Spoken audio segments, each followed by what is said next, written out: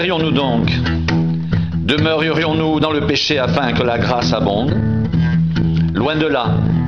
Nous qui sommes morts au péché, comment vivrions-nous encore dans le péché?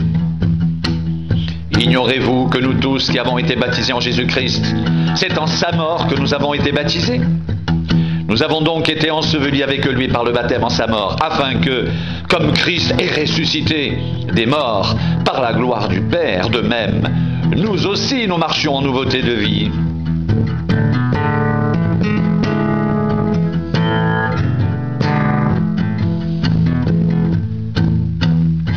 En effet, si nous sommes devenus une même plante avec lui par la conformité à sa mort, nous le serons aussi par la conformité à sa résurrection, sachant que notre vieil homme a été crucifié avec lui, afin que le corps du péché soit réduit à l'impuissance, pour que nous ne soyons plus esclaves du péché, car celui qui est mort est libre du péché.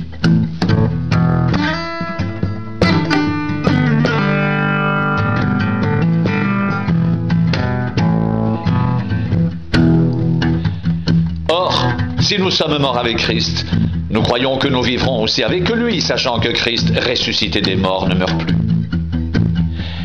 La mort n'a plus de pouvoir sur lui, car il est mort, et c'est pour le péché qu'il est mort une fois pour toutes. Il est revenu à la vie, et c'est pour Dieu qu'il vit. Ainsi, vous-même, regardez-vous comme mort au péché, et comme vivant pour Dieu en Jésus-Christ.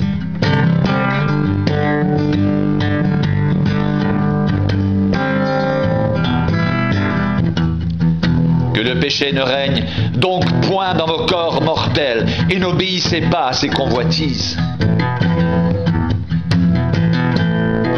Ne livrez pas vos membres au péché comme des instruments d'iniquité, mais donnez-vous vous-même à Dieu comme étant vivants de mort que vous étiez, et offrez à Dieu vos membres comme des instruments de justice, car le péché n'aura point de pouvoir sur vous, puisque vous êtes non sous la loi, mais sous la grâce.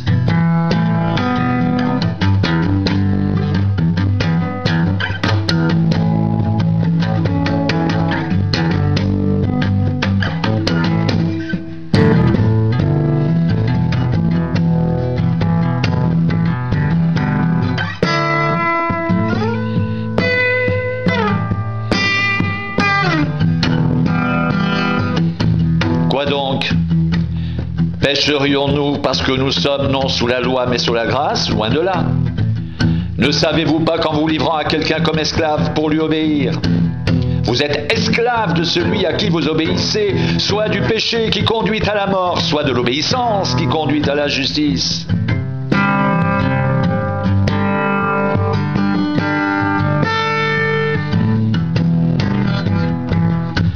Mais grâce soit rendue à Dieu, de ce que, après avoir été esclave du péché, vous avez obéi de cœur à la règle de doctrine dans laquelle vous avez été instruits.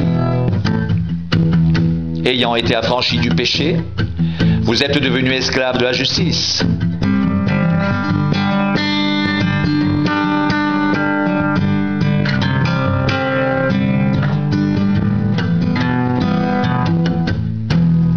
Je parle à la manière des hommes, à cause de la faiblesse de votre chair.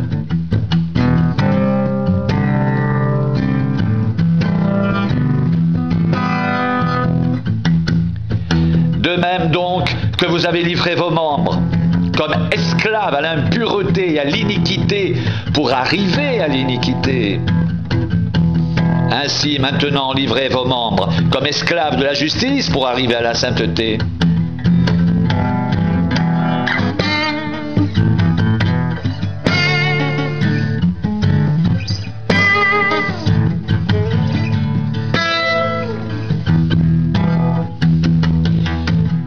Car lorsque vous étiez esclaves du péché, vous étiez libres à l'égard de la justice.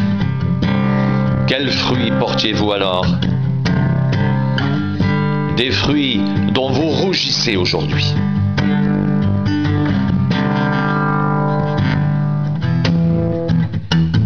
Car la fin de ces choses, c'est la mort.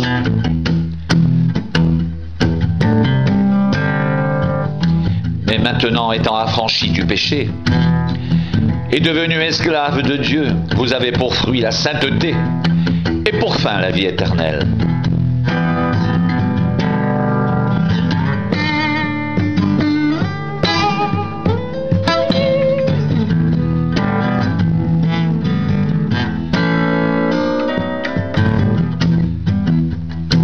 Car le salaire du péché, c'est la mort. Mais le don gratuit de Dieu, c'est la vie éternelle en Jésus-Christ, notre Seigneur.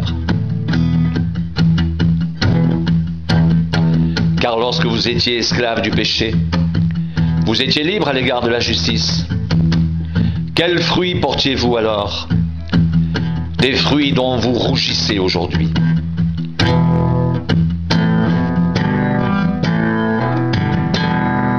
Car la fin de ces choses, c'est la mort. Mais maintenant, étant affranchis du péché et devenus esclaves de Dieu, vous avez pour fruit la sainteté et pour fin la vie éternelle. Car le salaire du péché, c'est la mort, mais le don gratuit de Dieu, c'est la vie éternelle en Jésus-Christ, notre Seigneur.